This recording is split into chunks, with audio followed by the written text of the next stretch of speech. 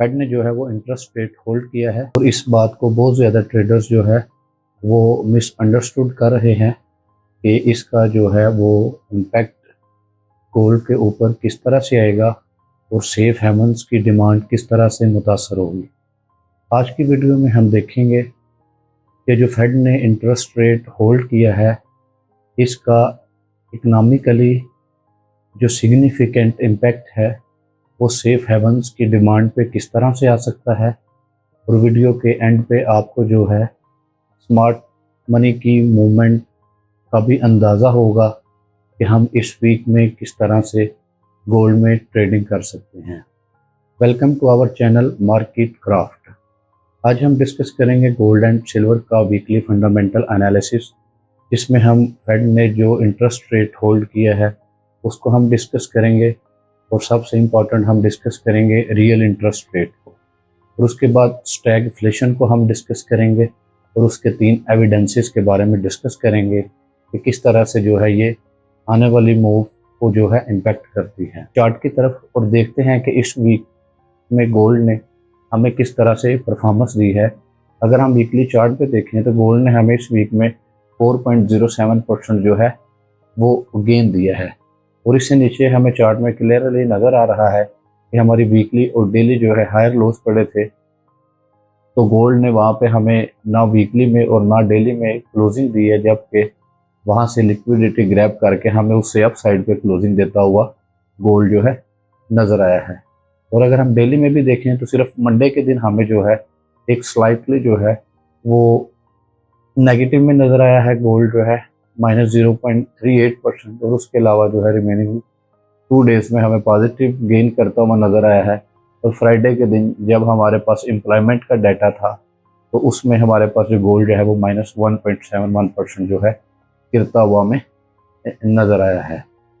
और अगर हम इसको जो है टॉप से देखें इसके लेटेस्ट हाई से, तो वहाँ से अभी तक की क्लोजिंग को हम मेजर करें तो अभी भी हमें जो गोल्ड है वो टॉप से जो है -16.58% जो है वो डाउन जो है वो ट्रेडिंग करता हुआ नज़र आ रहा है। अब हम देख लेते हैं इससे नेक्स्ट के लास्ट वीक में हमारे पास जो डाटे थे वो कौन कौन से थे। लास्ट वीक के हम डाटे उसको देखें तो हमारे पास एडीपी नॉन फार्म एम्प्लॉयमेंट का डाटा था जो कि 62 के आया, यानी कि जो एम्प्लॉयमेंट है उसमें बेहतरी आई है। उसके बाद हमारे पास एक अनएम्प्लॉयमेंट क्लेम्स था, वो भी पहले से कम आए हैं। उसके बाद अनएम्प्लॉयमेंट रेट जो है वो पहले 4.4 था, अब हमारे पास 4.3 आया है। और हमारे पास नॉन फार्म एम्प्लॉयमेंट चेंज जो है वो 65 की एक्सपेक्टेड था और वो हमारे पास जो है 178 का है। इट्स मीन के लेबर मार्केट में जो है वो बहुत अच्छा परफॉर्म किया है और बहुत ज़्यादा जो है न्यू जॉब्स जो है मार्केट के अंदर जो है वो क्रिएट की गई है। लेकिन इसके साथ साथ हम डिस्कस करेंगे जो हमारे पास सिस्टम बर्निंग इशू है, जो कि यूएसए और इसराइल की जॉइंट वार है ईरान के साथ, वो चल रही है। और उसमें बदलते हुए हालातों के साथ जो है ट्रम्प जो है बेसिकली एक अनस्टेबल पर्सनैलिटी का बंदा है जिसको सारी दुनिया ने देखा है। वो एक वक्त में एक बयान देता है, चंद घंटे बाद उसका कुछ और बयान होता है। वो भी एक हाईली अनसर्टेनिटी की वजह बनी हुई है, जो कि क्लेम करते हैं कि हमने इस वार को जो है वो बहुत जल्दी विन कर लिया as compare to World War I and World War II, जबकि ये सिर्फ कहने की बातें हैं और हकीकत इस चीज़ पे मबनी है कि वार जो है वो स्टिल अभी चल रही है। और अब नए हरमस की वजह से जो ऑयल की सप्लाई है, सप्लाई लाइन वो बहुत ज़्यादा डिस्टर्ब हुई है। उसकी वजह से जो हमारे पास चाइना की सिर्फ 1.5 मिलियन पर डे जो है सप्लाई डिसरप्शन हुई है उसकी वजह से। और ऑयल की प्राइसेस में हमने जो है वो स्पाइक्स आते हुए देखे हैं, जो कि इस वीक में हमें क्लोजली जो है वो $108 जो है इंटरनेशनल मार्केट में हमें जो है गोल्ड की प्राइसेस नजर आई है। जब ऐसी सूरत हाल का सामना होता है तो हमें जो स्लाइटली सेफ हेवन्स की डिमांड है वो भी गिरती हुई जो है नज़र आती है। तो नेक्स्ट वीक में हमारे पास जो इम्पोर्टेंट डाटे हैं जिन पे हमें एक निगाह बनाई रखनी है वो है हमारे लिए सबसे इम्पोर्टेंट डाटा, जो कि हमारे पास वेडनेसडे के दिन जो है 11 बजे है FOMC मीटिंग मिनट्स। इसके अंदर क्या होता है कि आने वाली मीटिंग जो कि फेड की मीटिंग होती है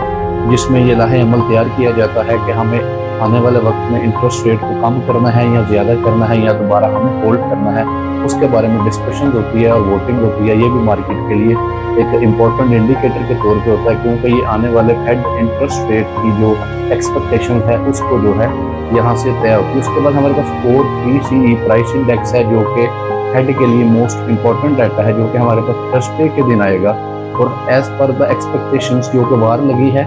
USA की, तो वार पे आने वाले जो एक्सपेंसेस है, कास्ट है, वो ऑटोमेटिकली जो है बजट डेफिसिट की तरफ जाएगी। बजट डेफिसिट की तरफ जब जाएगी तो मुल्क के अंदर पैदा होने वाली अशिया और सर्विसेज जो है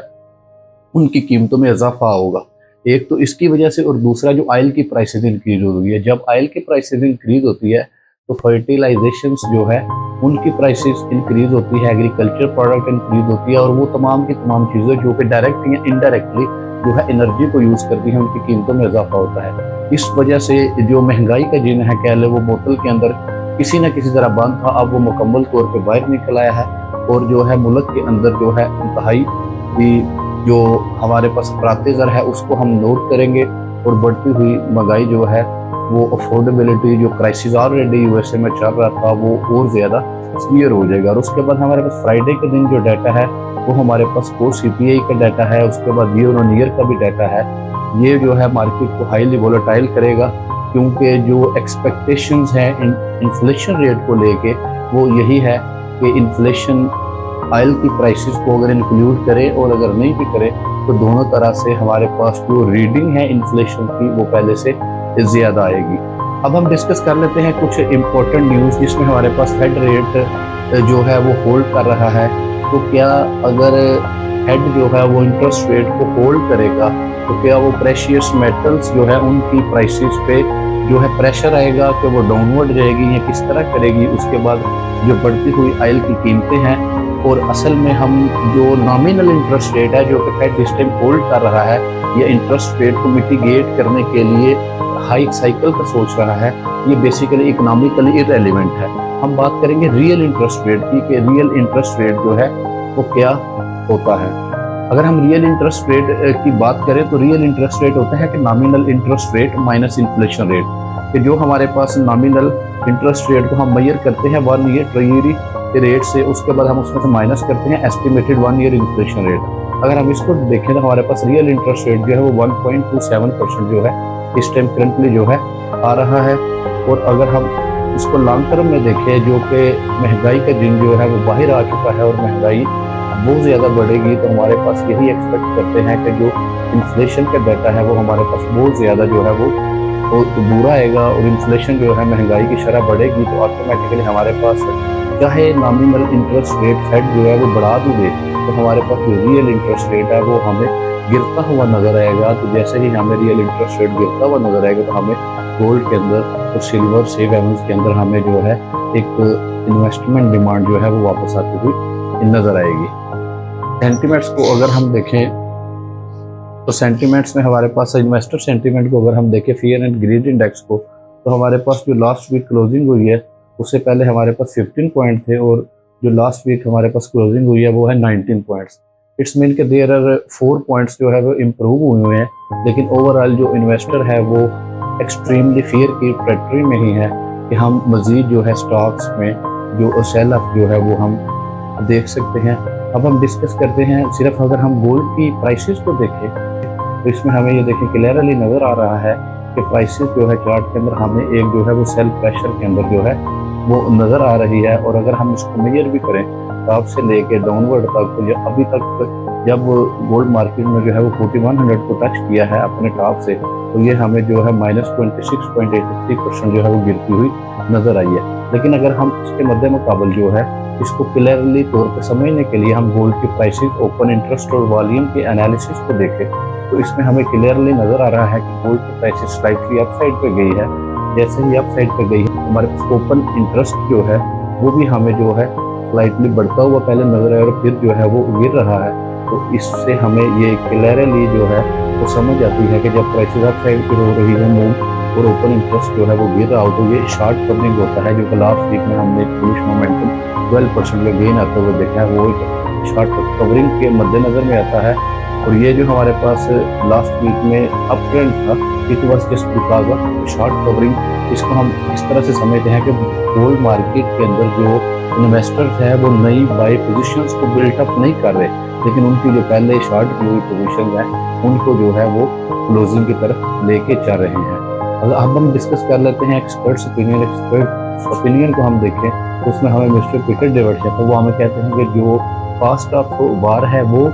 उसकी वजह से और बढ़ती हुई ऑयल की कीमतों की वजह से यूएस इकोनॉमी को जो है वो स्टैगफ्लेशन का खदशा है।